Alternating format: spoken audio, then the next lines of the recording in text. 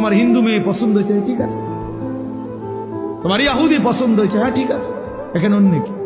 তোমার যেটা ভাল লাগে এটা, তোমার যেটা মন চায় এটা, তোমার পছন্দই তোমার জীবন। খোদার কসম, কোরআন শরীফের আয়াত আছে বাপ, সূরা আরাফের মধ্যে আল্লাহ তাআলা বলছে, এই মনের ইচ্ছা মতো যে চলে, ওয়াত্তাবা হাওয়াহু, যে তার নফসের মনের চাহিদার অনুসরণ করে, আল্লাহর বিধান, রাসূলের বিধান, কোরআনের বিধান, ইসলামের বিধান, ধর্মের বিধান কিছুই যে মানে না, কোনো ধার ধারে না, পরোয়া করে না, পাত্তা দেয় না, আল্লাহর কসম, আল্লাহ কোরআনে বলছেন ফামাসালুহু কামাসালিল কালব, ওই ব্যক্তির উদাহরণ, ওই ব্যক্তির জিন্দেগি কুকুরের মতো, কুত্তার মতো, কুত্তার মতো, কুত্তার মতো, কুত্তার মতো। ওই জিন্দেগি কুত্তার জিন্দেগি, ওই জিন্দেগি কুত্তার জিন্দেগি।